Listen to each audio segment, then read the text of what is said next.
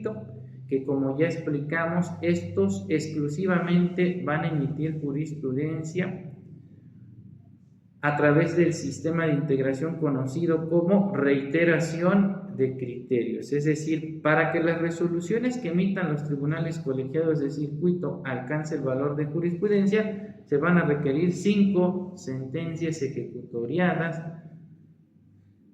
y no interrumpidas por otra en contrario, y pues ya sabemos que pueden pasar muchísimos años para que una determinación de un colegiado alcance el valor de jurisprudencia. ¿Hasta aquí alguna pregunta?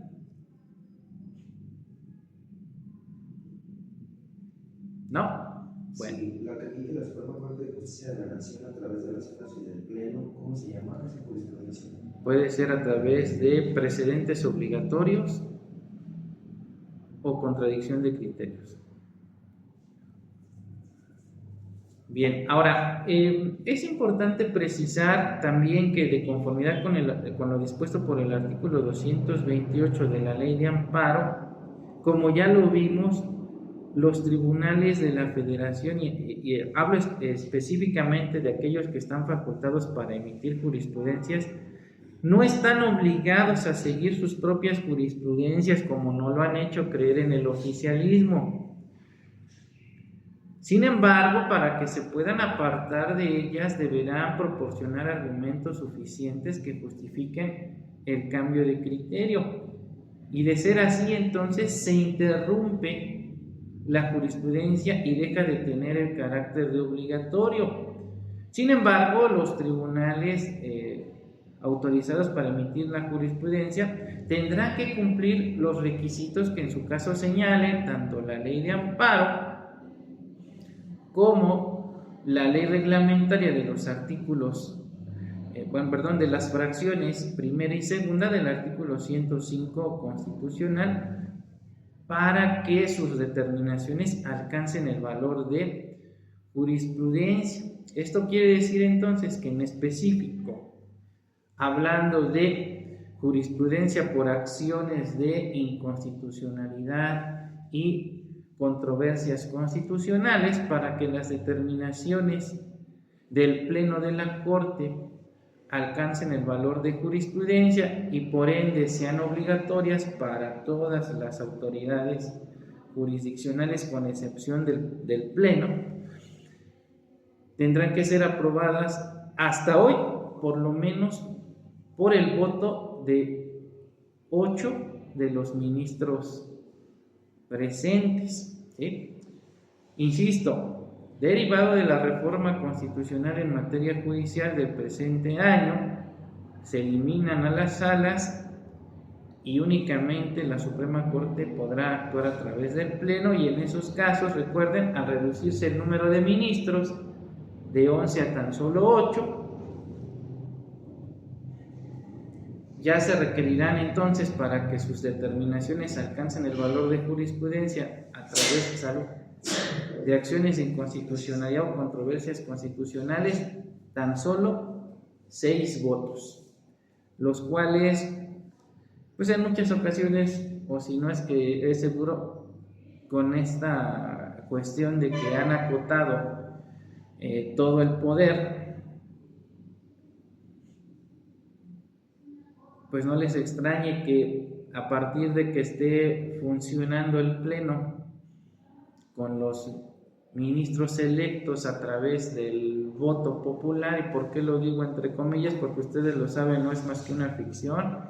Ayer se publicaron las convocatorias y el procedimiento, y todo el procedimiento está completamente viciado, y quienes va finalmente a determinar quiénes van a ser los próximos ministros, magistrados o jueces, pues son tanto el Poder Ejecutivo, el Poder Legislativo y el Poder Judicial. Y cada quien va a ver por sus propios intereses, ¿sí?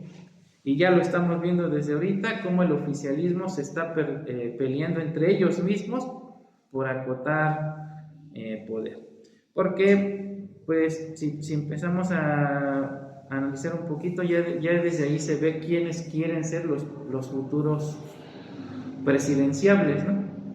Me queda claro que uno de ellos es Noroña, el otro es Monreal y el otro sabemos perfectamente quién es, y se van a estar peleando ahí por acotar el mayor poder para llevar más ventaja en las próximas, primero las elecciones internas, ¿no?, que se van a dar en el oficialismo, y por supuesto después ya cuando tengan que contender contra la oposición.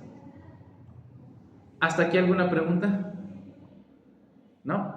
Bueno, ¿qué otra cosa es importante y que será materia del examen? Lo relativo al contenido de las tesis de jurisprudencia.